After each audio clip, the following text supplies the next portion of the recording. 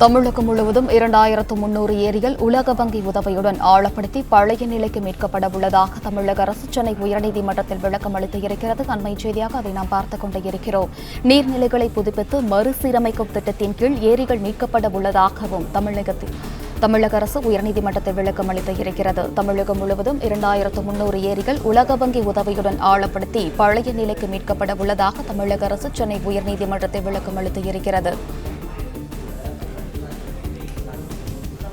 இது குறித்தான முழு விவரங்களுடன் இணைகிறார் செய்தியாளர் ஆனந்த். ஆனந்த், வணக்கம். விவரங்கள் என்ன? வணக்கம். தமிழகம் முழுவதும் 2300 ஏரிகள் உலக வங்கி உதவியுடன் ஆழப்படுத்தி பழைய நிலைக்கு மீட்கப்பட உள்ளதாக தமிழ்நாடு அரசு சென்னை உயர்நீதிமன்றத்தில் தெரிவித்திருக்கிறது.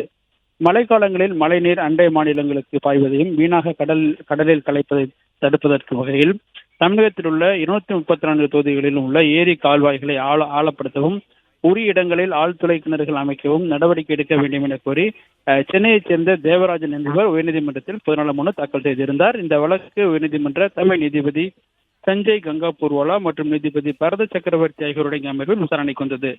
அப்பொழுது நீர்நிலை ஆக்கிரமிப்பில் அகற்றி தூய்மைப்படுத்த எடுத்த நடவடிக்கைகள் குறித்து தமிழ்நாடு அரசு தரப்பில் பதில் மனு தாக்கல் செய்யப்பட்டது. அதில் நீர்நிலை ஆக்கிரமிப்பை அகற்றி பாதுகாப்பது தொடர்பாக உயர்நீதிமன்ற உத்தரவின் அடிப்படையில் மண்டல மற்றும் மாவட்ட அளவிலான குழுக்கள் அமைத்து 2022ஆம் ஆண்டு பிப்ரவரி மாதம் அரசாணை பிறப்பிக்கப்பட்டதாகவும் அதன் அடிப்படையில் அனைத்து நடவடிக்கைகளையும் எடுக்கப்பட்டிருப்பதாகவும் ஒவ்வொரு மாதமும் இது தொடர்பான கூட்டங்கள் நடத்தப்பட்டு வருவதாகவும் தெரிவிக்கப்பட்டது. மேலும் 20,150 ஆக்கிரமிப்புகள் அகற்றப்பட்டிருப்பதாகவும் தெரிவிக்கப்பட்டது. மேலும் நீர்நிலைகளை முழுவதுமாக பாதுகாத்து மறுசீரமைப்பு திட்டத்தின் கீழ் தமிழகம் முழுவதும் 2300 ஏரிகளை உலக வங்கி நிதியுடன் ஆழப்படுத்தி பழைய நிலைக்கு மீட்க நடவடிக்கை எடுக்கப்பட்டிருப்பதாகவும் தெரிவிக்கப்பட்டது.